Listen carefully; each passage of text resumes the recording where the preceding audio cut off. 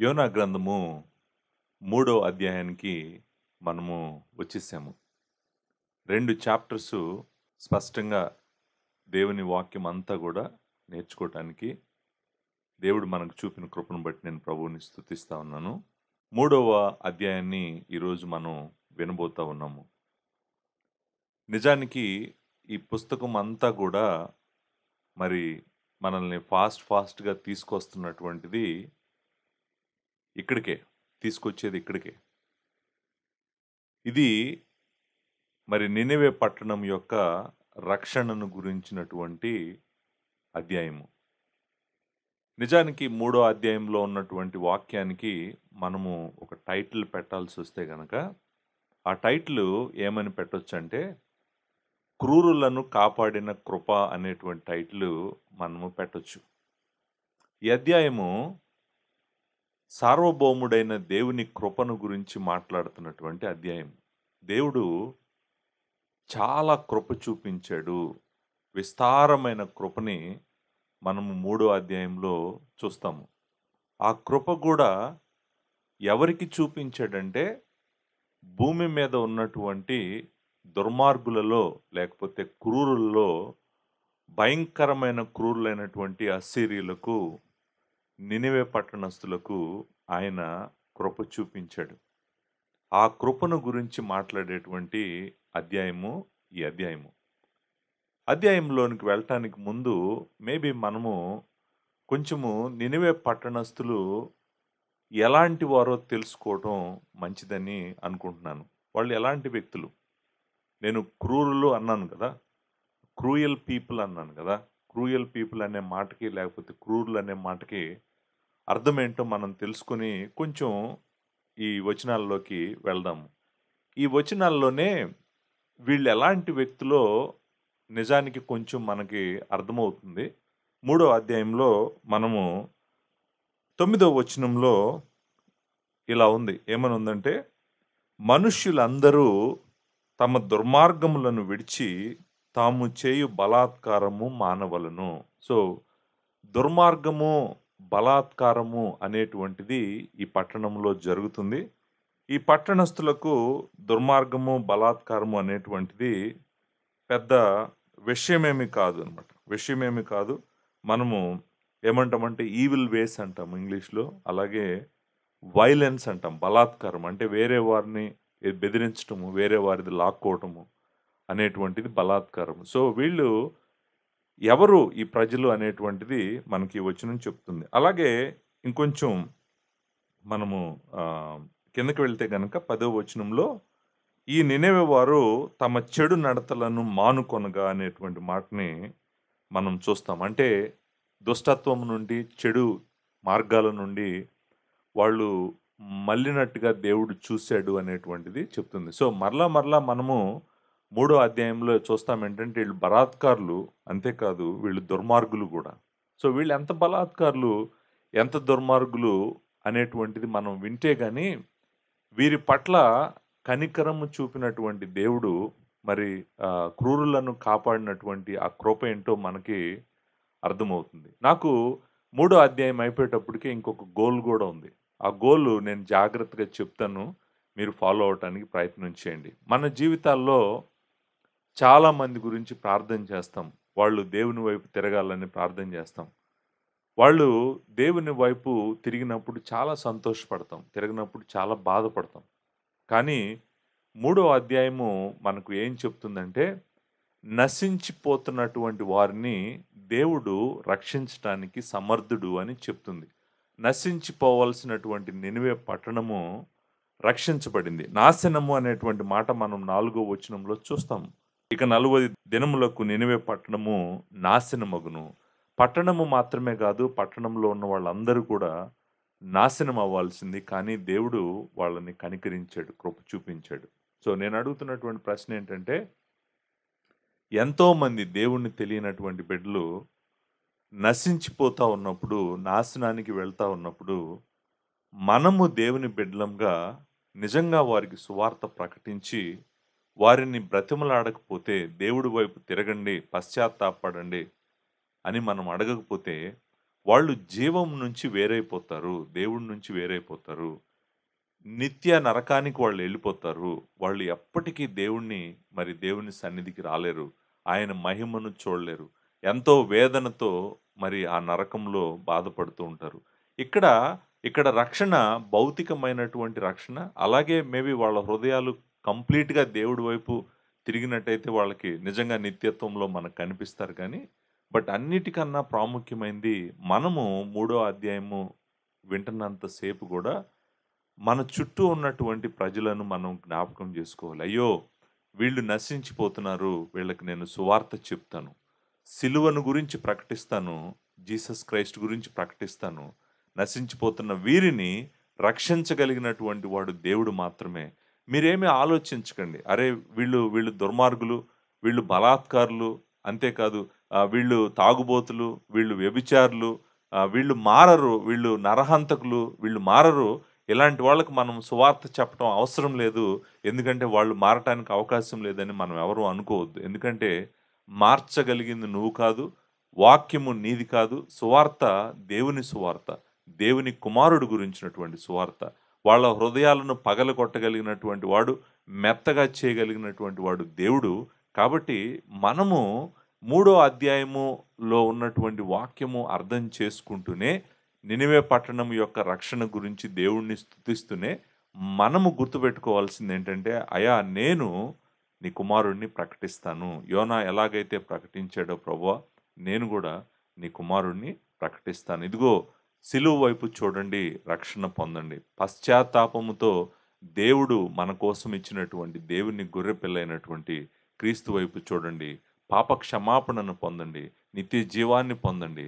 నిజంగా తీర్పులోకి రాకుండా నువ్వు దేవునితో ఉండాలనుకుంటే ఆయన వైపు తిరుగు అని మనము ఈ లోకాన్ని బ్రతిమలాడాలి. బ్రతిమలాడినప్పుడు వాళ్ళు ఆయన వైపు తిరుగుతారు. తిరిగేటట్టు చేయగలిగింది కూడా దేవుడే. మనమేమి చేయలేము. కాబట్టి ఇది కూడా మనం గుర్తుపెట్టుకోవాలి. సో, ఇది మూడో అధ్యాయం అంతా చదివి అర్థం చేసుకొని దేవుని కృపను మనము చూడలేకపోతే గనక మనము ఫెయిల్ అయ్యాం ఈ అధ్యాయాన్ని అర్థం చేసుకోవటానికి. నంబర్ 2 రెండోది, ఈ అధ్యాయం అంతా అర్థం చేసుకొని కూడా నశించిపోతున్న మనుషుల పట్ల మనకు భారం కలగలేదనుకోండి. అప్పుడు కూడా మనం ఈ అధ్యాయం యొక్క మరి ప్రాముఖ్యతను మనం విడిచిపెట్టినట్టే. నిజంగా ఎంతో దుర్మార్గులైనటువంటి ప్రజలు, బలాత్కారులైనటువంటి ప్రజలు, మరి క్రూరులైనటువంటి ప్రజలు దేవుడి వైపు తిరిగారు అనేటువంటిది ఎంత సంతోషకరమైన విషయమో మీరు ఆలోచించాలని నేను మిమ్మల్ని రిక్వెస్ట్ చేస్తా ఉన్నాను. సో, మరలా మనం ఇక్కడ నినివే పట్టణం యొక్క రక్షణను చూస్తూనే మనము మనుషులను సిలువ వైపుకు నడిపించడానికి ప్రతి ప్రయత్నము చేయాలి అనేటువంటిది మనం మర్చిపోవద్దు. సో, అప్లికేషన్ సైడ్ కూడా నేను వాక్యంలోకి వెళ్ళక ముందే మనందరినీ జ్ఞాపకం చేస్తూ హెచ్చరిస్తా ఉన్నాను. మనం జాగ్రత్తగా ఉండాలి. సో, దేవుని వాక్యంలోనికి వెళ్దాం. మూడో అధ్యాయంలోనికి వెళ్దాం. మూడో అధ్యాయానికి వెళ్ళటానికి ముందు నినివే పట్టణము అనేటువంటిది మూడో అధ్యాయం యొక్క ఫోకస్. నినివే పట్టణంలో ఉన్నటువంటి ప్రజలు, నినివే పట్టణం అంటే సిటీ కాదు కానీ ఆ సిటీలో ఉన్నటువంటి ప్రజలు మూడో అధ్యాయం యొక్క ఫోకస్. మూడో అధ్యాయంలో నినివే పట్టణాన్ని మనం 2వ వచనంలో చూస్తాము, 3వ వచనంలో చూస్తాము, 5వ వచనంలో చూస్తాము, మరి 9వ వచనంలో చూస్తాము, 10వ వచనంలో చూస్తాము. సో ద ఫోకస్ అంతా కూడా, స్టోరీ అంతా కూడా జరుగుతుంది నినివే పట్టణంలో. సో ఆ పట్టణం మీద దేవుడు దృష్టి పెట్టినట్టుగా ఈ అధ్యాయంలో మనము చూస్తామన్నమాట. సో ఈ పట్టణంలో ఉన్నటువంటి ప్రజలు ఎలాంటి వారు అనేటువంటిది కొంచెం అర్థం చేసుకోవటం మొదలుపెట్టాం. వాళ్ళు దుర్మార్గులని, చెడుతనం చేసినటువంటి వాళ్ళని, వాళ్ళు బలాత్కారులని మనము అర్థం చేసుకోవటం మొదలుపెట్టాం. నిజానికి అస్సిరీలు మరి నినివే పట్టణస్థులు చాలా క్రూరులు అనమాట. వాళ్ళు అనేకమైన దేశాలను వాళ్ళ మీదకు వెళ్ళి ఆ దేశాలను పట్టుకొని ఆ దేశాలను నాశనం చేసినటువంటి ప్రజలు. అంటే దేవుని స్వరూపంలో చేయబడినటువంటి ఇంకొక మనిషి మీదకి వెళ్ళి బలాత్కారం చేసి వాళ్ళది లాక్కోవటమే కాదు, లాక్కున్న తర్వాత అసలు అక్కడ మనుషులే బ్రతకకుండా చంపి ఆ దేశం మొత్తం ధ్వంసం చేసి సర్వనాశనం చేసేటువంటి ప్రజలు వీళ్ళు క్రూరులు అని అనటానికి కారణం ఏంటంటే వాళ్ళు అంత భయంకరమైనటువంటి వాళ్ళు. అంతేకాదు, వాళ్ళు ఎవరి మీదకైనా వెళ్ళినప్పుడు, వాళ్ళను పట్టుకున్నప్పుడు, ఆ పట్టణాలలో భయభ్రాంతులను కలుగు చేయటానికి ఆ పట్టణాల్లో ఉన్న వాళ్ళని చంపి, నిజానికి మరి తల మొండెము అంటాం కదా! తలలన్నిటిని కుప్పగా ఏసేవాళ్ళంట. అది చూసినప్పుడు మరి మనిషి ఎంత వణికిపోతాడో మీరు ఆలోచించుకోండి. అంతేకాదు మరి మనుషులను పోళ్ళు కట్టేసి వాళ్ళ చర్మాన్ని ఒలిచేవారంట. మనుషుల చర్మం ఒలిచి, ఆ చర్మాన్ని మరి పట్టణం యొక్క గోడల మీద ఎలాడదీసేవాళ్ళంట. అంతేకాదు మొండెములను పట్టణం యొక్క గోడల మీద మరి వేలాడదీసేవాళ్ళు. కుప్పలు కుప్పలుగా పడేసేవాళ్ళు. అంతేకాదు మనిషిని అతి క్రూరమైన పద్ధతుల్లో చంపేవాళ్ళు. ఒకటి పొడిచి చంపటము, 2 ముక్కలు ముక్కలుగా కోసి చంపటము, తల తీసేసి చంపటము. అంటే కాళ్ళు, చేతులు అటువైపు, ఇటువైపు కట్టి లాగేశారనుకోండి. చేతులు ఒకవైపు, కాళ్ళు ఒకవైపు కట్టి తాళ్ళు పెట్టి లాగేశారనుకోండి. ఏదో ఒక పాయింట్‌లో మరి బాడీ బ్రేక్ అయిపోద్ది కదా! అంత క్రూరంగా మనుషులను చంపేటువంటి వాళ్ళు. అంతేకాదు కళ్ళు తీసేసేవాళ్ళు. నాలుక మరి బయటికి లాగి కోసేసేవాళ్ళు. ఇంకా అంటే బాహ్యంగా శరీరంలో కనపడుతున్న ప్రతి భాగాన్ని గూడా ముక్కలు ముక్కలుగా కోసేసేటువంటి జనము. వీళ్ళు మనుషులు కాదు. వీళ్ళు క్రూరులైనటువంటి పశువులు వీళ్ళు. నిజంగా ఇలాంటి భయంకరమైనటువంటి ప్రజల దగ్గరికి సువార్త తీసుకొని వెళ్ళమని, లేకపోతే హెచ్చరిక తీసుకొని వెళ్ళమని దేవుడు తన ప్రవక్తను పంపించాడంటే, దేవుని హృదయం ఏంటో మనకి అర్థమవుతుందండి. నిజానికి వీళ్ళ పాపము దేవుని సన్నిధికి వెళ్ళింది. ఆల్రెడీ మనం మొదటి అధ్యాయంలో చూసాం. మొదటి అధ్యాయంలో 2వ వచనంలో ఏమన్నాడంటే, నినివే పట్టణస్థుల దోషము నా దృష్టికి ఘోరమాయననేటువంటి మాట చూసాము. అంటే ఆల్రెడీ దేవుని సన్నిధికి వీళ్ళ పాపం వెళ్ళింది. భూమి మీద ఉన్నటువంటి పట్టణాలలో నుంచి మరి సొదొమ, గొమొర్రా యొక్క పాపం ఎలాగైతే దేవుని సన్నిధికి వెళ్ళిందో, వీళ్ళ పాపం గూడా దేవుని సన్నిధికి వెళ్ళింది. కాబట్టే దేవుడు వీళ్ళని చూసాడు. చూసాడు గానీ నిజంగా ఎంతో కృపగల దేవుడో, ఎంత దీర్ఘశాంతం గల దేవుడో, తన స్వరూపంలో చేయబడిన మనుషుల మీద పడి బలాత్కారం చేసి ఈ విధంగా చంపేస్తున్నా గూడా, వీళ్ళ మీద కనికరం చూపించాలనేటువంటి హృదయము కలిగినటువంటి దేవుడిని చూసినప్పుడు మనకి చాలా ఆశ్చర్యము వేస్తదనమాట. ఒక అవకాశము ఇస్తున్నాడు వీళ్ళకి. ఒక అవకాశం ఇస్తున్నాడు. నిజంగా మరి వాళ్ళు అలా ఆయనను తెలుసుకోకుండా చనిపోతారేమోనని మరి ఆయన వాళ్ళ దగ్గరికి తన ప్రవక్తని పంపించాడు. చూడండి ఇంకొకటి గూడా మనకు అర్థమవుతుంది. మన దేవుడు భూమి మీదనున్న అన్ని దేశాలకు దేవుడు.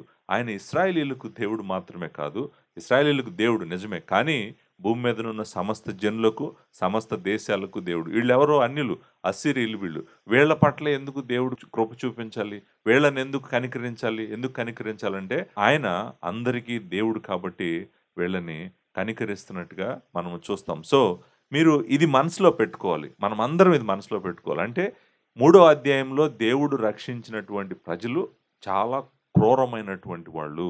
క్రూరులు వీళ్ళు. వీళ్ళు మనుషులు కాదు అనేటువంటిది మనం గుర్తుపెట్టుకొని ఈ అధ్యాయంలోకి వెళ్ళి దేవుని వాక్యాన్ని జాగ్రత్తగా మనం అర్థం చేసుకోవడానికి ప్రయత్నం చేద్దాం. చూడండి మొదటి అధ్యాయంలో దేవుని కృప కొంతమందిని రక్షించింది. మొదటి అధ్యాయంలో నావికులందరినీ రక్షించింది. రక్షించడానికి కారణము నావికులు ఏం చేయలేదు, కేవలము దేవుడి కృపే రక్షించింది. 2వ అధ్యాయంలో యోనాని రక్షించింది. యోనా చనిపోవలసినటువంటి వాడు, మరి వదిలేసినట్టయితే చనిపోయేవాడు. కానీ దేవుని కృప యోనాని కాపాడింది. ఇప్పుడు దేవుని కృప ఒక పెద్ద పట్టణాన్నే, మరి మహా పట్టణాన్నే కాపాడబోతా ఉంది అనేటువంటిది మనం 3వ అధ్యాయంలో చూస్తామన్నమాట. 3వ అధ్యాయము నిజంగా మన అందరి హృదయాలలో ఒక భారాన్ని కూడా పుట్టించాలి. ఎందుకంటే ఎంత క్రూరమైన వాళ్ళని కాపాడినటువంటి దేవుని కృప ఎవరిని కాపాడలేదు భూమి మీద. ఎవరినైనా కాపాడలేదు. తాగుబోతులను కాపాడలేదా? వ్యభిచారులను కాపాడలేదా? లేకపోతే నరహంతకులను కాపాడలేదా? ఎవరిని కాపాడలేదు. సో నా భర్త మారడు, నా భార్య మారదు, మా పిల్లలు మారరు, వీళ్ళింతే అని నువ్వు అనుకోవాల్సిన అవసరం లేదు. నువ్వు ప్రార్థన చెయ్యి. దేవుని సంకల్ప ప్రకారము ఆయన ఏం చేయాలో అది చేస్తాడు. ఎవరి హృదయాన్ని ఎప్పుడు ఎక్కడ పగలగొట్టాలో ఆయనకు తెలుసు. ఆయన జాగ్రత్తగా దాన్ని అక్కడ పగలగొడతాడు. కాబట్టి దేవుని కృప చేయలేనిది, దేవుని కృప సాధించలేనిది ఏదీ లేదు. ఆయన కృప కన్నా ఎత్తైనది ఏమీ లేదు. భూమి కంటే ఆకాశం ఎంత ఉన్నతంగా ఉందో ఆయన కృప అంత అధికంగా వెళ్ళగలదన్నమాట. సో అది మనం గుర్తుపెట్టుకొని ఈ అధ్యాయాన్ని చదవటానికి మనం ప్రయత్నం చేద్దాం. ఈ అధ్యాయంలో మొత్తము 10 వచనాలు ఉన్నాయి.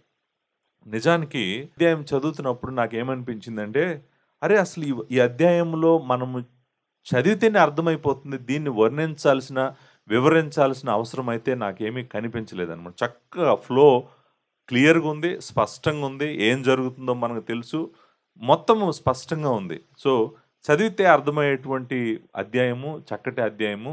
సో, దీనికి ఎక్కువ వివరణ గూడా అవసరం లేనటువంటి అధ్యాయం అని అనిపించింది. నిజానికి నేను ఇప్పుడు అదే చేయబోతున్నాను.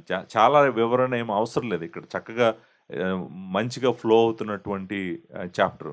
ఈ చాప్టర్‌లో దేవుని కృప ఏం చేసింది అనేటువంటి దాని మీద మాట్లాడుతున్నాం గాబట్టి, ఔట్‌లైన్‌గా నేనేం జేస్తానంటే 4 పాయింట్స్ చెప్తాను ఈ అధ్యాయం. ఈ అధ్యాయంలో 4 పాయింట్స్ ఏంటంటే, మొట్టమొదటిది యెహోవా యొక్క ఆజ్ఞ. మనము మొదటి 2 వచనాల్లో చూస్తాం. దేవుడు ఆజ్ఞాపించాడు. ఈ పట్టణం పట్ల ఆయనకున్న ప్రణాళికను గురించి ప్రవక్తకు ఆజ్ఞాపించాడు. ప్రవక్తకు చెప్పాడు. "నువ్వు ఇదిగో నేను ఈ పట్టణం పట్ల నాకు ఉద్దేశ్యం ఉంది. నువ్వు వెళ్లి వీళ్ళకి ప్రకటించు" అనేటువంటిది మొట్టమొదటిది యెహోవా ఆజ్ఞ. రెండవది యోనా యొక్క ప్రకటన లేకపోతే ప్రవక్త యొక్క ప్రకటన. ప్రవక్త చెప్పినప్పుడు ప్రవక్త లేచి ఎళ్లి ప్రకటించాడు. 3వ వచనం, 4వ వచనం ఏం చెప్తుందంటే, ప్రవక్త యొక్క ప్రకటన గురించి చెప్తుందనమాట. తర్వాత సో, దేవుడు ఆజ్ఞాపించాడు, ప్రవక్త ప్రకటించాడు. అప్పుడేం జరిగిందంటే, నినెవె వారి యొక్క పశ్చాత్తాపం మూడో పాయింట్ ఏంటంటే, వాళ్ళు పశ్చాత్తాపడ్డారు. నినెవె పట్టణం అంతా పశ్చాత్తాపపడింది. 3వ వచనం నుంచి 9వ వచనం వరకు చూస్తాము.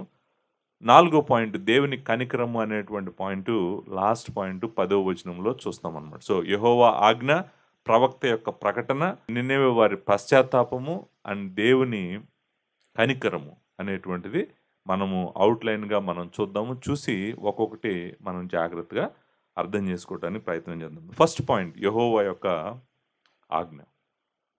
3వ అధ్యాయము మొదటి 2 వచనాలని చదువుతున్నాను. అంతటి యెహోవా వాక్కు రెండవ మారు యోనాకు ప్రత్యక్షమై సెలవిచ్చినదేమనగా, నీవు లేచి నినెవె మహాపురమునకు పోయి, నేను నీకు తెలియజేయ సమాచారము దానికి ప్రకటన చేయుము. సో, మనకి ఈ 2 వచనాలు చదివితే ఎక్కడో విన్నట్టు, ఎక్కడో చదివినట్టు మనకనిపిస్తుంది. ఎందుకంటే, మొదటి అధ్యాయం మొదటి 2 వచనాలు, మరి మూడో అధ్యాయం మొదటి 2 వచనాలు చాలా సిమిలర్‌గా ఉన్నాయన్నమాట. వెరీ సిమిలర్‌గా మనకి కనిపిస్తా ఉన్నాయి. ఎందుకంటే అక్కడ కూడా దేవుడు అదే చెప్పాడు. యోనాకు ప్రత్యక్షమై చెప్పాడు. మరి ఇక్కడేమో రెండో మారు ప్రత్యక్షమై సెలవిచ్చినదేమనగా, అక్కడేమన్నాడు "నువ్వు లేచి ఎళ్ళమన్నాడు." ఇక్కడ కూడా "నీవు లేచి వెళ్ళమన్నాడు." సో, ఎక్కడికెళ్ళమన్నాడు? అక్కడ కూడా నినెవెకెళ్ళమన్నాడు. ఇక్కడ కూడా నినెవెకెళ్ళమన్నాడు. అక్కడేం చెప్పాడు? మరి ఆయన వాళ్ళ దోషం నా దగ్గరకొచ్చింది కాబట్టి ఆ పట్టణానికి దుర్గతి కలుగుతదని చెప్పమన్నాడు. ఇక్కడ కూడా ఏం చెప్పమన్నాడు ఆ పట్టణానికి వెళ్ళి, నేను నీకు ఏదైతే చెప్పానో చెప్పమని నువ్వు వెళ్ళి ఆ పట్టణానికి చెప్పు అని చెప్పి చెప్పటం జరిగింది. సో, దేవుడు ఆజ్ఞాపించాడు యోనాకి. యోనా ప్రవక్తకు ఆజ్ఞాపించాడు. నువ్వెళ్ళి నినివే పట్టణంలో నేను చెప్పింది నీకు ప్రకటించమంది. నువ్వెళ్ళి ప్రకటించు అని చెప్పాడు. చూడండి, యోనా గ్రంథం అంతా కూడా నిజానికి మనల్ని ఇక్కడికే తీసుకొస్తుంది. ఎక్కడైతే మొదలైందో గ్రంథము మళ్ళీ తిరిగి అక్కడికే వచ్చాం మనం. సో, మొదటి నుంచి గూడా దేవుని యొక్క సంకల్పం ఏంటంటే, నినెవె పట్టణానికి తన ప్రవక్త ఎళ్లి ప్రకటించాలి అనేటువంటిది దేవుని సంకల్పం. సో, ఆ సంకల్పం ఏమీ మారలేదు. మారింది ఎవరంటే మార్గమధ్యంలో యోనానే మారాడు. యోనానే కొత్త యోనా ఉన్నాడిక్కడ. అప్పుడున్న యోనా మొదటి అధ్యాయంలో ఉన్న యోనా లేడిక్కడ. ఇప్పుడు క్రొత్త యోనాని దేవుడు ఇక్కడికి తీసుకొని వచ్చాడు. ఆయన సంకల్పము నెరవేరుతది. ఆయన సంకల్పము ఆయన నెరవేర్చుకుంటాడు. ఆయన సంకల్పంలో మనల్ని భాగం చేయాలని ఆయన ఆశపడినప్పుడు, మనము ఆయన పనిలో భాగమవ్వటమే మంచిది. మనము గనక నేను చేయను, నేను వెళ్ళను, నేను అలా కుదరదు, ఇలా కుదరదు అన్నా కూడా, నువ్వు ఎన్ని సంవత్సరాల తర్వాతైనా గూడా మళ్ళీ తిరిగి అక్కడికి రావాల్సిందే. అదే ప్లేస్‌కొచ్చి మళ్ళా నువ్వు నిలబడతావు. నేనేం చేయాలంటే దేవుడు మళ్ళా నీకు అదే చెప్తాడు. సో, ఇక్కడ మనము క్రొత్త యోనాని చూస్తాము. రక్షించబడినటువంటి యోనా నిజంగా చెప్పాలంటే, ఒక చాలా ఆపద నుంచి రక్షించబడినటువంటి యోనా, హృదయము బద్దలైపోయినటువంటి యోనా, మెత్తని హృదయం అయిపోయినటువంటి యోనా, మరి యెహోవా ఎవరో నిజంగా ఆ అద్భుతంలో చూసినటువంటి యోనా, ఒక కొత్త యోనాని మనం ఇక్కడ చూస్తున్నాము. రెండోసారి దేవుడు కృపగల దేవుడు మరలా వచ్చాడు ఆయన దగ్గరికి. మరలా వచ్చి, "యోనా, నువ్వు బయలుదేరి వెళ్ళాలి. ఎక్కడికి వెళ్ళాలి? నినివే పట్టణానికి వెళ్ళాలి. నువ్వు వెళ్ళి నేను నీకు తెలియజేయ సమాచారం వాళ్ళకి నువ్వు ప్రకటించాలి. సో, ఇప్పుడు యోనా ఎక్కడ ఆ చేప కక్కింది అనేటువంటిది మనకి తెలీదు. రెండో అధ్యాయం 10వ వచనంలో కక్కింది. ఈ కక్కిన చోట నుంచి మరి దేవుడు మరలా ప్రత్యక్షమయ్యాడు. ఎక్కడ జరిగింది ఎగ్జాక్ట్ లొకేషన్ ఎక్కడ ప్రత్యక్షమై దేవుడు తనకి చెప్పాడు అనేటువంటిది మనకు తెలియకపోయినా దేవుని వాక్యం అయితే వచ్చింది ఆయన దగ్గరికి. వచ్చినప్పుడు నువ్వు వెళ్ళి ఆ పట్టణానికి వెళ్ళి ప్రకటించు అని చెప్పాడు. మీరు గమనించారో లేదో? నీవు లేచి వెళ్ళి ప్రకటించాలి. ప్రకటించడానికి ముందు మనము లేవాలి. లేవటమే కాదు ప్రయాణం అవ్వాలి. ఈ దేవుడు ఎక్కడికి వెళ్ళమంటే అక్కడికి వెళ్ళాలి. ఏమి ప్రకటించమంటే అది ప్రకటించాలి. సో, ఇక్కడ డెస్టినేషన్ దేవుడు యోనాకి ఇచ్చిన డెస్టినేషన్ నినివే మహాపురము అనేటువంటిది మనం ఇక్కడ చూస్తామన్నమాట. Big city, great city. మహాపురము అనేటువంటి మాటకు అర్థం ఏంటంటే చాలా గొప్ప పట్టణం. మనం ఆల్రెడీ మాట్లాడాం దాని గురించి. నేను మరలా మాట్లాడట్లేదు. సో, అక్కడికెళ్ళి నువ్వు సమాచారం ప్రకటించు అని చెప్పి దేవుడు మరలా ఆజ్ఞాపించడం జరిగింది యోనాకి. యోనా బయలుదేరాడు. రెండో పాయింట్‌కి వచ్చేసాం మనం. 3వ వచనం, 4వ వచనాన్ని నేను చదువుతాను. ప్రకటన అనేటువంటిది కూడా ఇంపార్టెంట్ పాయింటే అనమాట. మీరు కాల్ ఔట్ అంటాం కదా! పెద్దగా చెప్పాలి. ప్రకటన చేయటం అంటే ఏంటంటే అందరికి వినపడేటట్టు, అందరి చెవులు విని అర్థం చేసుకునేటట్టు ప్రకటించాల్సింది. సో, దాంతో యోనా ఏం చేశాడు? లాస్ట్ టైం ఏం చేశాడో మనకు తెలుసు. ఈసారి ఏం చేస్తున్నాడో, ఏం చేయబోతున్నాడో మనము చూద్దాం. 3వ వచనం, 4వ వచనం. కాబట్టి యోనా లేచి యెహోవా సెలవిచ్చిన ఆజ్ఞ ప్రకారము నినివే పట్టణమునకు పోయెను. నినివే పట్టణము దేవుని దృష్టికి గొప్పదై 3 దినముల ప్రయాణమంత పరిమాణము గల పట్టణము. యోనా ఆ పట్టణములో 1 దిన ప్రయాణమంత దూరము సంచరించుచు ఇక 40 దినములకు నినివే పట్టణము నాశనమగునని ప్రకటన చేసెను. చూడండి, జాగ్రత్తగా మీరు గమనిస్తే ఈసారి యోనా విధేయుడిగానే కనిపిస్తున్నాడు. విధేయత చూపించాడు. దేవుని వాక్యానికి, దేవుని ఆజ్ఞకు విధేయత చూపించాడు. విధేయత చూపించి యోనా ఏం చేశాడంట? లేచి యెహోవా సెలవిచ్చిన ఆజ్ఞ ప్రకారము ఏం చేశాడు? ఆజ్ఞ ప్రకారము నినివే పట్టణమునకు పోయెను. ఆయన సముద్రపు ఒడ్డు నుండి నినివే పట్టణం అంటే ఇజ్రాయెల్ నుంచి నినివే పట్టణం వెళ్ళాలంటే చాలా టైం పడుతుంది. నడుచుకుంటూ వెళ్ళినా, లేకపోతే ఒంటె మీద వెళ్ళినా, గాడిద మీద వెళ్ళినా, దేని మీద వెళ్ళినా కూడా చాలా టైం పడుతుంది. ఎడారి దాటుకుంటూ వెళ్ళాల్సినటువంటి పట్టణము. మరి 5 వారాల నుంచి 6 వారాలు, సమ్‌టైమ్స్ నేను 4 వారాల నుంచి 8 వారాల మధ్యలో ఎంత టైం అయినా పట్టొచ్చు. ఎంత ఫాస్ట్‌గా నువ్వు వెళ్తున్నావు అనేటువంటిది. సో, చాలా దూరము. నేను ఆల్రెడీ చెప్పాను. దగ్గర దగ్గర 1000 కిలోమీటర్ల దూరము. 600 మైళ్ళు అంటే 1000 కిలోమీటర్ల దూరము ప్రయాణం చేయాలి. ప్రయాణం చేసి వెళ్ళాలి. కానీ దేవుడు ఆజ్ఞ ప్రకారము యోనా బయలుదేరి వెళ్ళాడు. ఇప్పుడే దేవుని యొక్క కృపను చూసినటువంటి ఈ ప్రవక్త, దేవుని అద్భుతమైన కృపను చూసినటువంటి ప్రవక్త మరి ఈ క్రూరులకు, మరి ఈ పాపులకు ప్రకటించడానికి బయలుదేరి నినివే పట్టణానికి వెళ్ళాడు అని దేవుని వాక్యము చెప్తుంది. అంతేకాదంట, నినివే పట్టణం యొక్క వర్ణన ఇక్కడ ఉందండి. ఇంట్రెస్టింగ్. 3వ వచనంలో ఏముందంటే, నినివే పట్టణము దేవుని దృష్టికి గొప్పదై 3 దినముల ప్రయాణమంత పరిమాణము గల పట్టణము. ఈ పట్టణము చాలా పెద్ద పట్టణం. ఆల్రెడీ మనం ఇంతకుముందు మెసేజెస్లో మనం నినివే పట్టణం గురించి విన్నాం. నినివే పట్టణం యొక్క వైశాల్యం ఎంత ఉంటుంది, నినివే పట్టణం ఎంత పెద్దది, నినివే పట్టణం చుట్టూ ప్రాకారం ఉందని, నినివే పట్టణం చుట్టూ ప్రాకారం చుట్టూ చాలా గేట్స్ ఉన్నాయని, దాదాపు 15 గేట్స్ ఉన్నటువంటి మ్యాసివ్ సిటీ, మరి ప్రాకారం ఉన్నటువంటి సిటీ, చాలా పెద్ద గొప్ప పట్టణము అనేటువంటిది మరలా మనం ఇక్కడ చూస్తామన్నమాట. నినివే పట్టణం గురించి చెప్తూ ఈ మాట అంటాడు, దేవుని దృష్టికి గొప్పదై 3 దినముల ప్రయాణం అంత పరిమాణం గల పట్టణము. అంటే అర్థం ఏంటంటే, దేవుడు ఆయన దృష్టికి పెద్దగానే ఉంది. అంటే మ్యాసివ్ సిటీని, అందులో డౌటే లేదు. మనము అర్థం చేసుకోవాలి. భూమి మీద ఉన్న పట్టణాలన్నిటిలో ఆ కాలంలో చాలా పెద్ద పట్టణంగా మనకి ఇది అర్థమవుతుంది. ఎందుకంటే దేవుడే చూసినప్పుడు ఈ పట్టణం చాలా పెద్దదిగా, గొప్పదిగా కనిపించింది. దేవునికే అలా కనిపించింది. కాబట్టి ఇది చాలా గొప్ప పట్టణం. అంతేకాదు, మరి 3 దినముల ప్రయాణం అంత పరిమాణం గల పట్టణము. మనం ఆల్రెడీ మాట్లాడుకున్నాం దీని గురించి. దీని వ్యాసము అనేటువంటిది మనం డయామీటర్ గనక మనం చూసామనుకోండి ఆల్మోస్ట్ 11, 12 కిలోమీటర్ల డయామీటర్ ఉన్నటువంటి పట్టణము మనము చుట్టుకొలత గనుక చూసామనుకోండి చాలా వచ్చేస్తది. 35, 40 కిలోమీటర్ల దూరము వచ్చేస్తది. చుట్టూ గనక ప్రయాణం చేసి పట్టణంలో ఈ చివరి నుంచి ఆ చివరికి అన్ని గేట్స్‌లో నుంచి మనము ట్రావెల్ చేస్తూ పట్టణంలోకెళ్ళి ప్రకటించాలంటే చాలా టైం పడతది. ఆ టైం యొక్క ఎస్టిమేషన్ కూడా మనకిక్కడ ఇచ్చాడు. చాలా పెద్ద పట్టణం అంటే ఈ పట్టణాన్ని కవర్ చేయటానికే ఆల్మోస్ట్ 3 రోజులు పడతది అనేటువంటిది మనం ఇక్కడ చూసాము. సో, గొప్ప పట్టణము, పట్టణం యొక్క వర్ణన.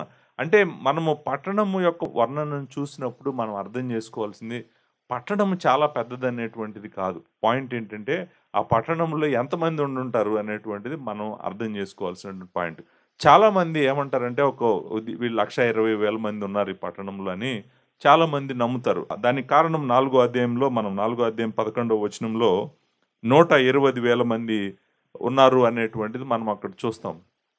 కానీ నేను అనుకుంటాను 1,20,000 మంది మాత్రమే కాదు. 1,20,000 మంది కన్నా కూడా ఎక్కువే ఉండుంటారు. ఇంత పెద్ద పట్టణంలో చాలా ప్రజలు ఉన్నారు అనేటువంటిది మనం గమనించాల్సినటువంటి విషయం.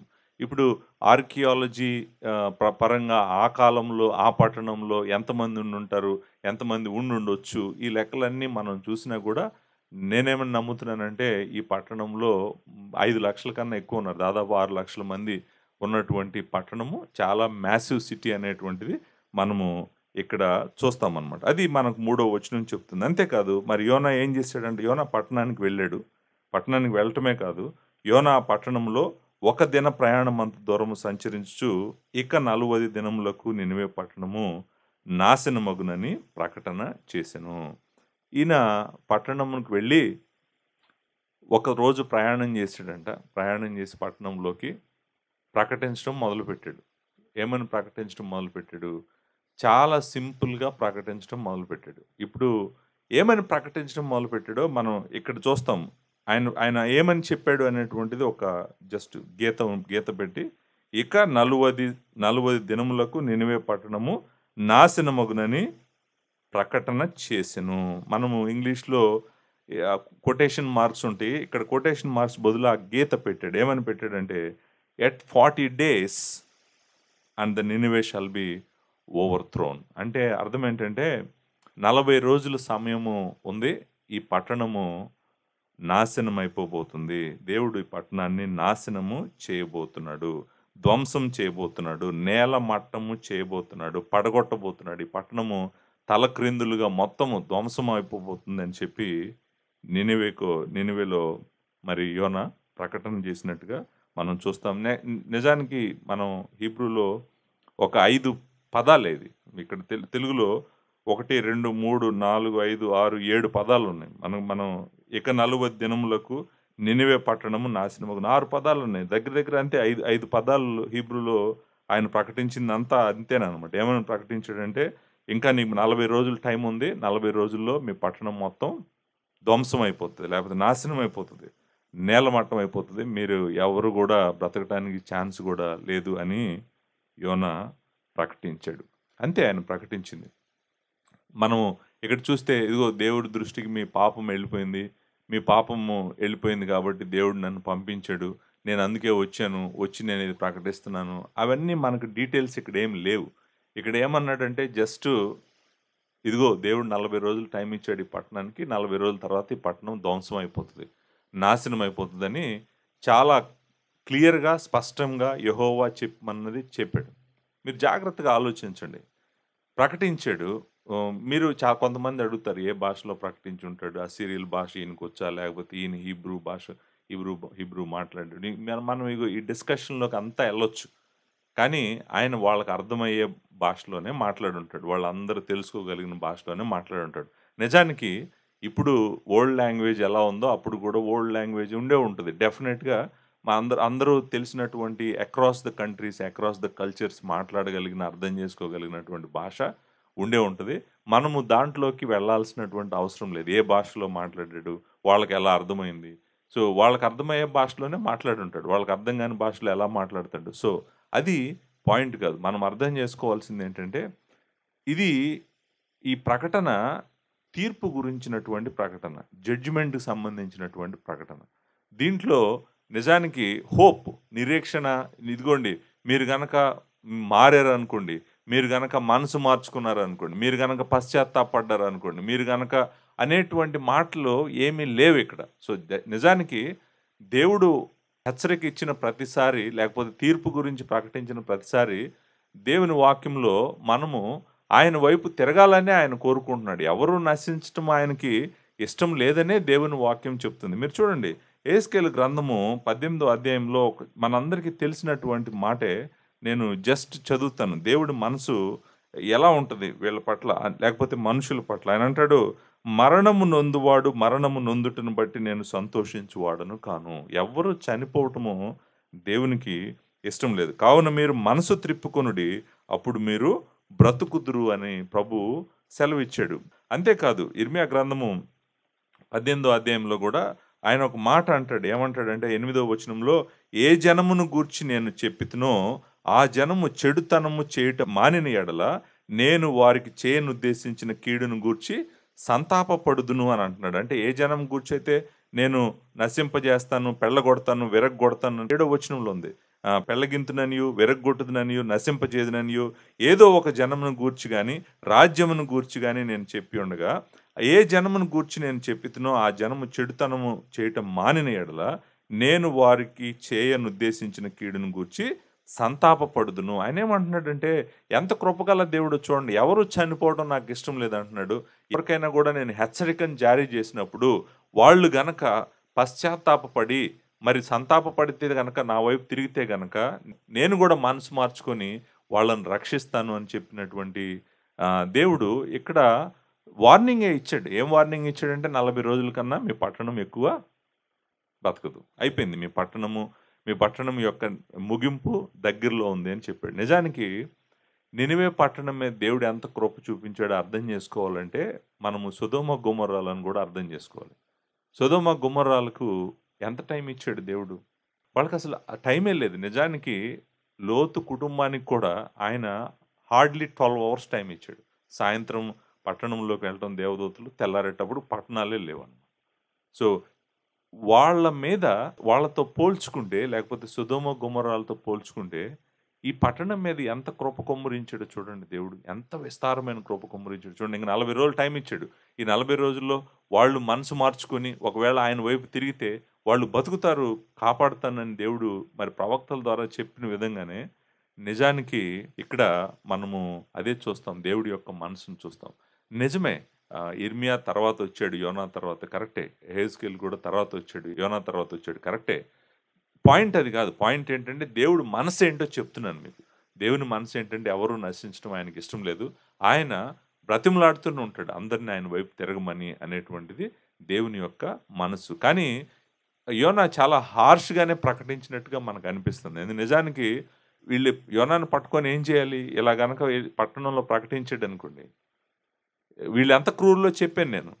యోనాను పట్టుకొని నిజంగా ఏదైనా చేసి ఉండొచ్చు, కానీ చేయలేదు. దేవుడు యోనాని కాపాడాడు.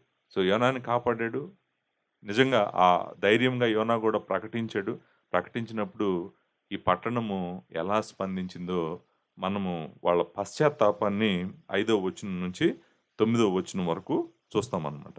సో వీళ్ళు పశ్చాత్తాపడ్డారు. అంటే చూడండి, ఆ మాటలకి మొత్తం మనుషుల హృదయాలు పగిలిపోయినాయండి. మనుషుల హృదయాలు పగిలిపోయినాయనే దేవుని వాక్యం చెప్తుంది. ఏంటి, 40 రోజుల్లో ఈ పట్టణం నాశనం అయిపోబోతుందని చెప్తే వాళ్ళు అసలు ఎవరు నాశనం చేస్తారు? ఆయన పేరేంటి? ఆ దేవుడు ఎవరు? ఎందుకు నాశనం చేస్తున్నాడు మమ్మల్ని? సో మేమేం చేయాలి? మేము పశ్చాత్తాపడాలా? మేము ఆయన వైపు తిరగాలా? అసలు అవేమి, ఆ డిస్కషన్ ఏమీ లేదు ఇక్కడ మనకి. ప్రాబబ్లీ అంటే యోనాకి ప్రజలకు మధ్య ఇలాంటి డిస్కషన్ జరిగిందేమో మనకు తెలియదు. జరిగితే జరిగి ఉండొచ్చు. ఆయన యెహోవా వైపు వారిని తిప్పుండొచ్చు, అది కూడా జరిగి ఉండొచ్చు. బట్ ఇక్కడ టెక్స్ట్ అయితే చెప్పట్లేదు.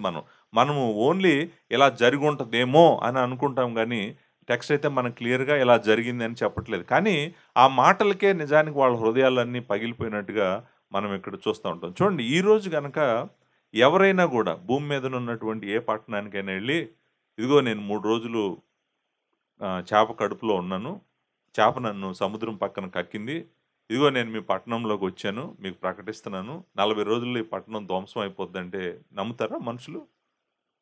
ఆయన చెప్పిన మాటలు నమ్ముతారా? నమ్మి పశ్చాత్తాపపడి గోనె పట్ట కట్టుకొని బాధపడుతూ ఉంటారా? నిజంగా జరుగుతదా అట్లా? చూడండి అసలు నేను అందుకే అంటున్నాను, ఇది దేవుని కృప, దేవుని కరుణ వీళ్ళ మీద దేవుడు చూపించినటువంటి విస్తారమైన కృపే. ఎంత పశ్చాత్తాపము, ఎంత బాధ అనేటువంటిది రావటం అనేటువంటిది, హ్యూమన్ ఎక్స్‌ప్లనేషన్ అనేటువంటిది లేదు. మనుషులు ఏమీ చేయలేరు. మనుషులు ఈరోజు మన పట్టణానికి వచ్చి ఎవరైనా ప్రకటించినా కూడా మనం నమ్మం వాళ్ళని. వాళ్ళు ఏం చెప్పినా కూడా మనం నమ్మం అనమాట. సో, అలాంటి పరిస్థితుల్లో ఎంత క్రూరులైన వీళ్ళు ఏం చేశారో, వీళ్ళ పశ్చాత్తాపం ఏ లెవెల్‌లో ఉందో మనం 5వ వచనం నుంచి 9వ వచనం వరకు చూస్తాం. 5వ వచనం చూడండి. నినెవె పట్టణపు వారు దేవుని యందు విశ్వాసముంచి ఉపవాసము చాటించి గనులేమి అల్పులేమి అందరూ గోనెపట్ట కట్టుకొనిరి. నిజంగా వాళ్ళ స్పందన చూడండి ఎలా ఉందో వాళ్ళ స్పందన. అసలు మనం అనిపిస్తుంది వీళ్ళంత మెత్తటి హృదయం కలిగినటువంటి మనుషులు భూమి మీదే లేరు అనిపిస్తది. అలా అనిపిస్తది. ఏంటంటే ఏమి చెప్పకుండా ఈ పట్టణం నాశనం అయిపోతది అనేటప్పటికే వీళ్ళేంటి ఎలా స్పందించారు అని మనం అనుకుంటాం. మేబీ కొంతమంది ఏమంటారంటే, ఓహ్! వీళ్ళు వీళ్ళు ఆరాధించేటువంటి దేవత లేకపోతే దేవుడు ఫిష్ గాడ్, వీళ్ళు ఆరాధించేటువంటి దేవతలు దేవుళ్ళు. ఆ ఫిష్ గాడ్ ఎలా ఉంటాడంటే సగం ఫిష్‌గా ఉంటాడు, లేకపోతే సగం మనిషిలాగా ఉంటాడు.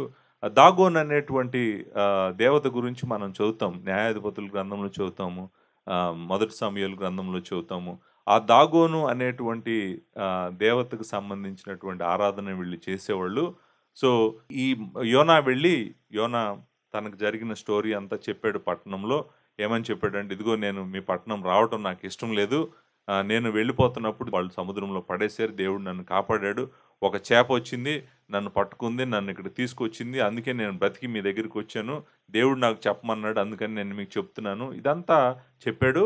యోనా ఈ స్టోరీ అంతా చెప్పడం వల్లనే వాళ్ళు ఇలా స్పందించారు అని కొంతమంది అంటా ఉంటారు గానీ, నేను అనుకుంటాను, నేనిప్పుడే చెప్పాను మీకు. ఏ పట్టణంలోకైనా ఎళ్లి, నేనిప్పుడే చేప నుంచి బయటకొచ్చాను కాబట్టి మీరు నేను చెప్తుంది వినండి అంటే, వాళ్ళు ఎంత పశ్చాత్తాపపడతారనేటువంటిది మీరు ఆలోచించండి. వాళ్ళు ఎంత చేపని ఆరాధన చేసేవాళ్ళైనా గూడా, వాళ్ళు ఎలా స్పందిస్తారనేటువంటిది మనం ఆలోచించాలి. నేను అనుకుంటాను, ఇవంతా లేదు దేవుని వాక్యంలో.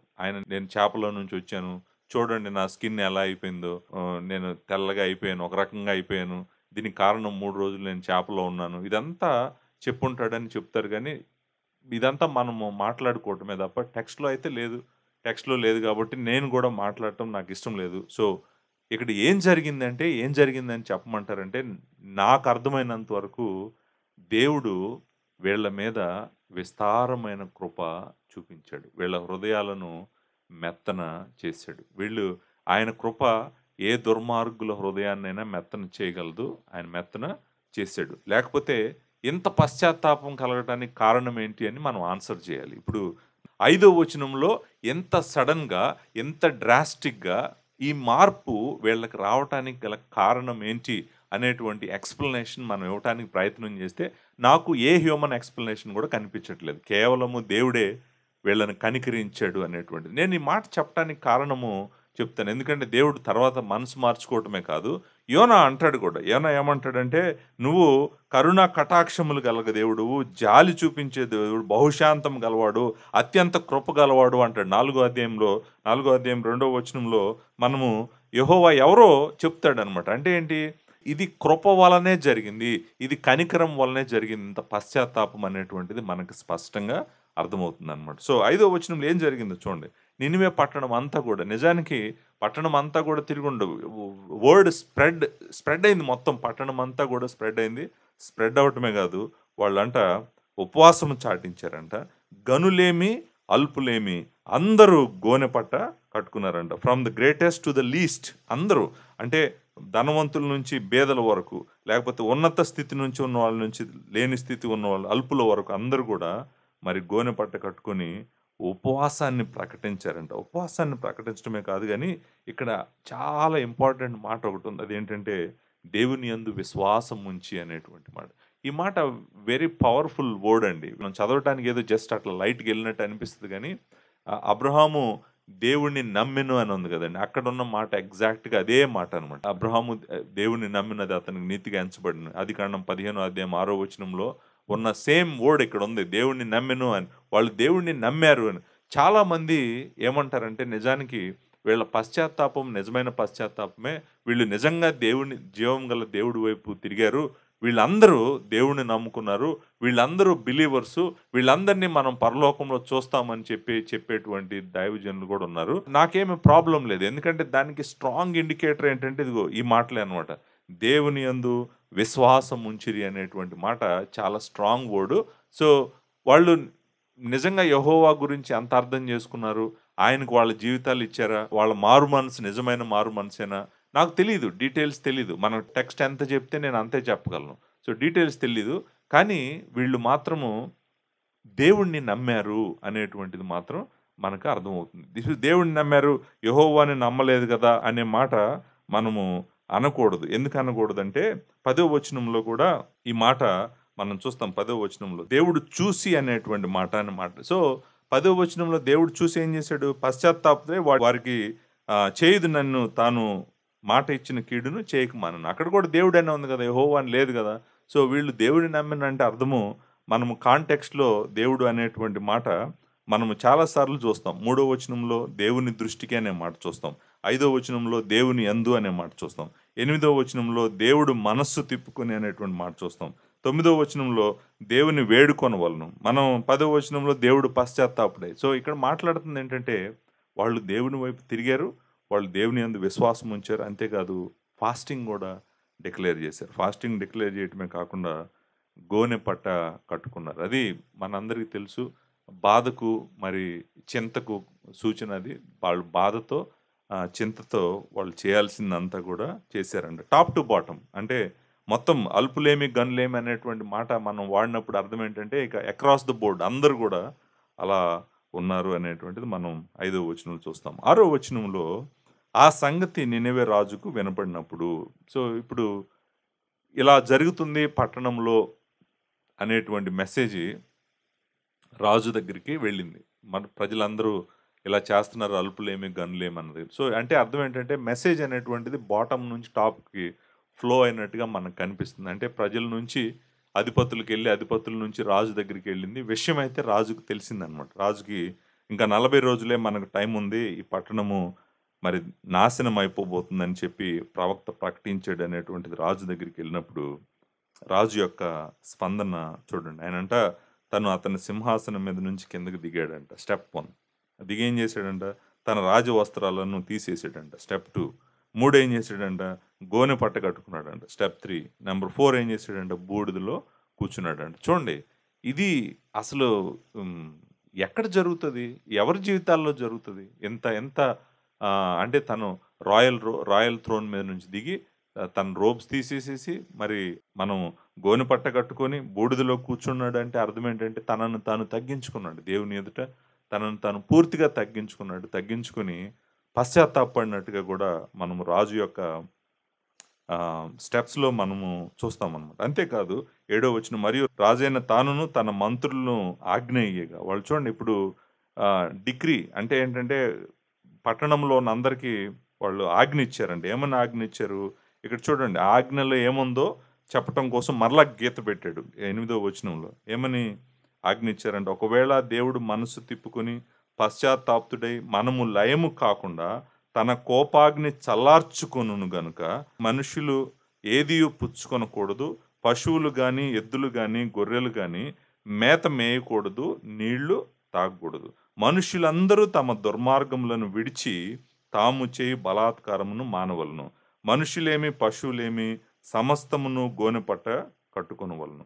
జనులు మనఃపూర్వకముగా దేవుని వేడుకొనవలనని దూతలు నినివే పట్టణంలో చాటించి ప్రకటన చేసిరి. సో దీన్ని యోనా చేసిన ప్రకటనని ఇంకొకళ్ళు దాన్ని ముందుకు తీసుకెళ్లారు. కంప్లీట్గా ముందుకు తీసుకెళ్లారు. డిఫరెంట్ లెవెల్లో తీసుకెళ్ళి ఏమంటున్నారంటే, నిజానికి ఈ డిగ్రీ ఏం చెప్తుందంటే, నిజంగా దేవుడు మేబీ మన మీద కనికరం చూపిస్తాడేమో, మన మీద కృప చూపిస్తాడేమో, మన మీద జాలి చూపిస్తాడేమో. మనము లయం కాకుండా, ఆయన కోపము మన మీదకి రాకుండా ఆయన తన కోపాన్ని తిప్పుకుంటాడేమో, మనము నాశనం కాకుండా ఉంటామేమో. చూడండి, ఇవన్నీ కూడా ఇంట్రెస్టింగ్. ఏంటంటే ఎవరికి తెలుసు దేవుడు తన మనసును మార్చుకోడని? ఎవరికి తెలుసు మనం బతుకుతామని?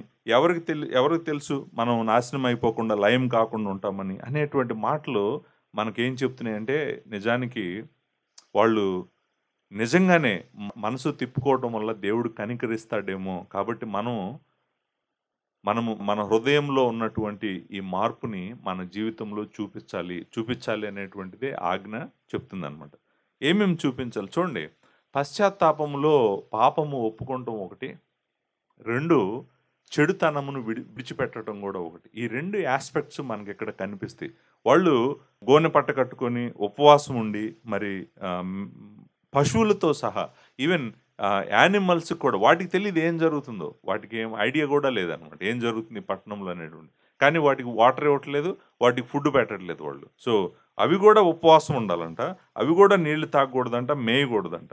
మనుషులేమి, పశువులేమి సమస్తము గూడా గోనె పట్ట కట్టుకొని మరి మనపూర్వకంగా దేవుడిని వేడుకోనాలంట. ఏమని వేడుకోనాలి? ఇక్కడ మనం చూస్తున్నటువంటిది ఏంటంటే, ఒకటి పాపపు ఒప్పుకోలు అనేటువంటిది. వాళ్ళు బూడిదలో కూర్చొని ఏం చేస్తారు? ఏం చేయాలి? వాళ్ళు ఏం చేయాలి? ఏం చేయాలంటే, ప్రభువా మేము దుర్మార్గులము, లేకపోతే క్రూరులము, పాపులము అని చెప్పాలి. నంబర్ 1. నంబర్ 2 ఇంకొకటి కూడా ఆజ్ఞలో ఉంది. ఏంటంటే, మీరు చేస్తున్న దుర్మార్గాన్ని విడిచిపెట్టాలి. మీ బలాత్కారాన్ని మానివేయాలి. అంతేకాదు మీ చెడు నడతలను మానేయాలి. సో, అంటే అర్థము పాపాన్ని విడిచిపెట్టాలి. ఒకటి చేసిన పాపాన్ని ఒప్పుకోవాలి. 2 ఇంక పాపము చేయను, నేను కొత్త జీవితం జీవిస్తాను, లేకపోతే కొత్తగా బ్రతుకుతాను అనేటువంటిది నువ్వు చెప్పాలి. సో, ఇది కూడా మనకేం చెప్తుందంటే వీళ్ళ పశ్చాత్తాపము మనకి జెన్యూన్‌గానే అనిపిస్తుంది. రియల్‌గానే అనిపిస్తుందనమాట. సో, వాళ్ళు ఈ దేవుడిని నమ్మటం మాత్రమే కాదు గానీ, వీళ్ళ పశ్చాత్తాపం గూడా చాలా రియల్‌గానే అనిపిస్తుంది. ఎందుకంటే, వాళ్ళు చేసిన పాపం ఒప్పుకోవడం మాత్రమే కాకుండా, ఆ పాపాన్ని విడిచిపెట్టాలి అనేటువంటి ఆజ్ఞ రాజు, తర్వాత అధిపతులు కలిసి ఇచ్చినటువంటి ఆజ్ఞ గాబట్టి, అందరూ పాటించాల్సిందే. పాటించడమే గాదు, దాన్ని ఎక్స్‌ట్రీమ్ లెవెల్‌కి తీసుకెళ్లారు. ఎంత ఎక్స్‌ట్రీమ్ లెవెల్‌కి తీసుకెళ్లారంటే, మనుషులు మాత్రమే గాదు, పశువులు గూడా ఉపవాసం ఉండి ప్రార్థన చేయాల్సిందే. లేకపోతే ఒప్పుకోవాల్సిందే. ఎందుకు ఒప్పుకోవాలి అంటే, ఇక్కడ ఒక కారణం చెప్పాడు. ఎందుకు చెప్పాడు రాజు అని? ఒకవేళ దేవుడు మనస్సు తిప్పుకొని పశ్చాత్తాపుడై మనము లయము కాకుండా తన కోపాగ్ని చల్లార్చుకొనును. అది చాలా ఇంపార్టెంట్ మాట. ఇంగ్లీష్‌లో who knows? God May turn and relent and turn from his fears anger so that we may not perish. So, ఆయన కోపాగ్ని అనేటువంటి ఫియర్స్ యాంగర్, ఆయన చాలా కోపంగా ఉన్నాడు. ఆయన కోపము నుంచి ఆయన కోపంగా ఉన్నాడు కాబట్టే ఈ పట్టణం మొత్తం నాశనం చేస్తానని చెప్పాడు కదా! ఆయన దగ్గరికి వీళ్ళ పాపం వెళ్ళింది కాబట్టే ఆయన ఉగ్రుడుగా ఉన్నాడు. ఆ మాటలు కూడా ఇంపార్టెంట్. ఒకవేళ మనల్ని మనం తగ్గించుకొని, మనము బూడిదలో కూర్చొని, గోనె పట్టలు కట్టుకొని, మన పాపం ఒప్పుకొని, మన చెడుతనమును విడిచిపెట్టినట్టయితే ఎవరికి తెలుసు? దేవుడు తన మనసును మార్చుకుంటాడేమో. ఈ నాశనం రాకుండా ఆపేస్తాడేమో. ఆయన ఆపేయగలడు. ఆయన ఏమైనా చేయగలడు. కాబట్టి మనము ఆయన వైపు తిరుగుదాము అనేటువంటి హృదయము రాజుకు, అధిపతులకు, గొప్పవారికి, లకు, పట్టణంలో ఉన్న అందరి అసలు ఇలాంటి అద్భుతము నేను అనుకుంటాను భూమి మీద ఎక్కడా జరగలేదు.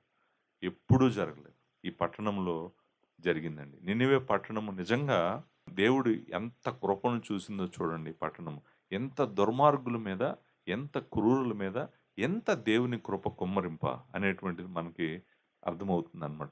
వాళ్ళు నిజంగానే వాళ్ళ జెన్యూన్ రిపెంటెన్స్ గానే మనకి కనిపిస్తా ఉంది. సో, చూడండి, నిజానికి మనకు తెలీదు వీళ్ళ పశ్చాత్తాపం ఎంతకాలం నిలబడింది, వీళ్ళు ఎంతకాలం విశ్వాసులుగా ఉన్నారు, ఎంతకాలం దేవుడితో నడిచారు, అవన్నీ మనకు తెలీదు. నేను అందుకే వీళ్ళు తప్పకుండా మనం వీళ్ళని పరలోకంలో చూస్తాము అనేటువంటి మాట నేను చెప్పలేకపోతున్నాను. నాకు తెలీదు.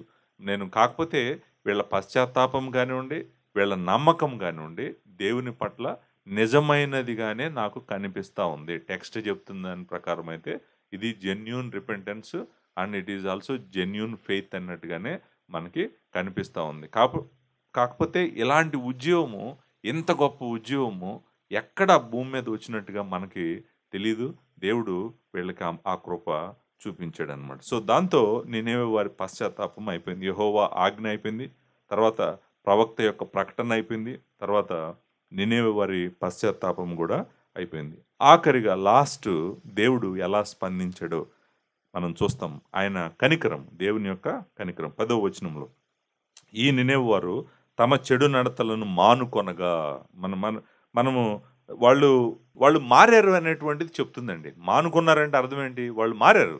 వాళ్ళ పశ్చాత్తాపము జెన్యూన్ అనేటువంటిది, నిజమైనటువంటిది అనేటువంటిది మనకెలా తెలుస్తుందంటే, వాళ్ళు చెడుతనమును మరి మానుకున్నప్పుడు, వారు చేయుచున్న క్రియలను దేవుడు చూసి, ఆయనంట పశ్చాత్తాపుడై వారికి చేదునని తాను మాట ఇచ్చిన కీడును చేయక మానెను. ఆయన కనికరం చూపించాడు. చూడండి, ఆయన చూసాడు. ఆయన చూసినప్పుడు వాళ్ళ పశ్చాత్తాపం నిజమని తెలిసింది.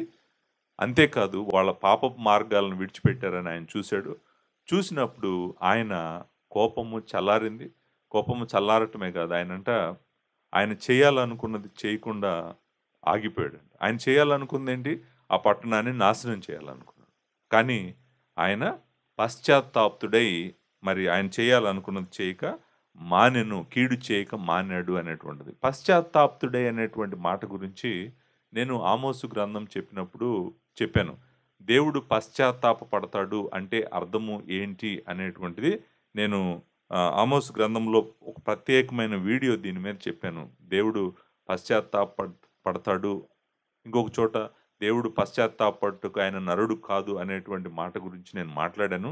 దయచేసి మీరు ఆమోసు గ్రంథంలో ఉన్న వీడియోస్లో ఈ వీడియో స్పెసిఫిక్ వీడియో ఉంది. ఆ వీడియో మీరు వినండి. కానీ ఇక్కడ దేవుడు పశ్చాత్తాపడ్డాడు అంటే మీలాగా నాలాగా పశ్చాత్తాపడ్డాడు.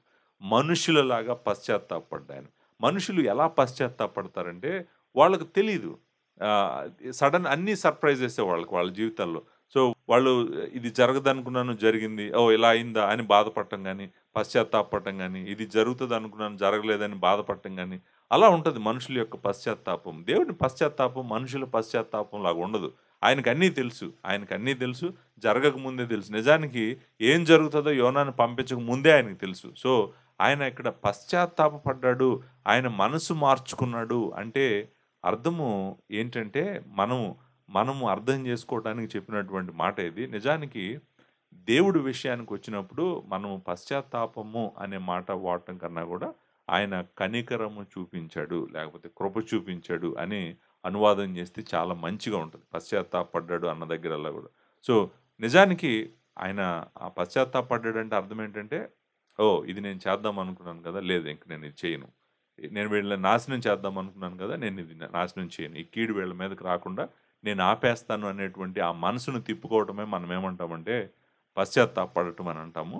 సో దేవుడు మరి ఆయన మనసు తిప్పుకొని వాళ్ళను నాశనం చేయకుండా, ఆ కీడు వాళ్ళ మీదకి రాకుండా వాళ్ళని కాపాడాడు అనేటువంటిది లాస్ట్ పాయింట్. సో దేవుడు ఆజ్ఞాపించాడు, ప్రవక్త ప్రకటించాడు, నినేవే వారు పశ్చాత్తాపడ్డారు, దేవుడు కనికరించి వాళ్ళ మీదకి కీడు రాకుండా వాళ్ళని కాపాడాడు అనేటువంటిది 3వ అధ్యాయం యొక్క మనం సమ్మరీ. కానీ 3వ అధ్యాయం మెయిన్ పాయింట్ ఏంటో మీరు జాగ్రత్తగా గుర్తుపెట్టుకోండి.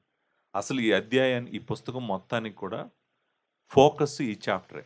ఈ పుస్తకం మొత్తానికి ఫోకస్ ఏంటంటే నినివే పట్టణాన్ని దేవుడు కృప రక్షించింది, నినివే పట్టణస్థులను దేవుని కృప రక్షించింది. అది మెయిన్ పాయింట్.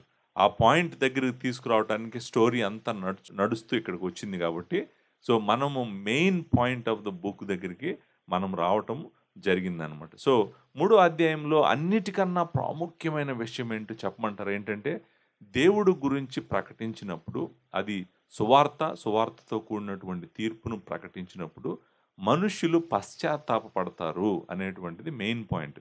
పశ్చాత్తాపము అనేటువంటిది, నిజమైన పశ్చాత్తాపం అనేటువంటిది మెయిన్ పాయింట్. సో పశ్చాత్తాప ప్రార్థన ఎలా చేయాలో కూడా నిజంగా వీళ్ళ దగ్గర చూసి నేర్చుకోవచ్చు మనం. వీళ్ళు ఎంత మంచి పశ్చాత్తాప ప్రార్థన చేశారో చూడండి. ఇశ్రాయేలీలు యోనా గ్రంథాన్ని మనం డే ఆఫ్ ది అటోన్మెంట్ రోజు చదువుతాం. పాప ప్రాయశ్చిత్త దినం రోజు యోనా గ్రంథం చదువుతారు ఇశ్రాయేలీలు.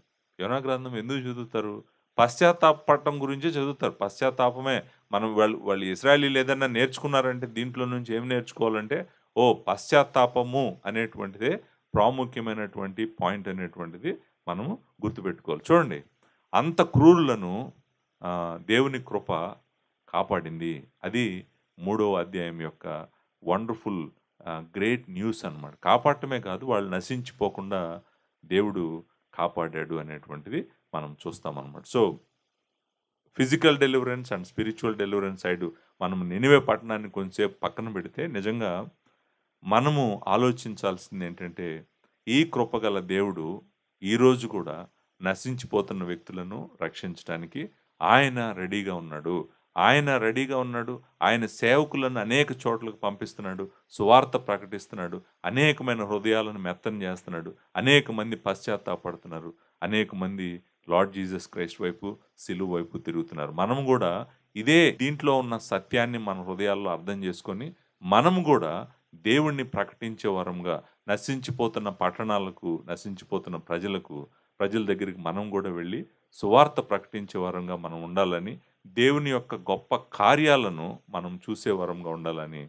నేను సంఘానికి కూడా జ్ఞాపకం చేస్తూ, దేవుని విస్తారమైన కృప మనందరికీ తోడుగా ఉండాలని కోరుకుంటూ ముగిస్తున్నాను. Thank you very much.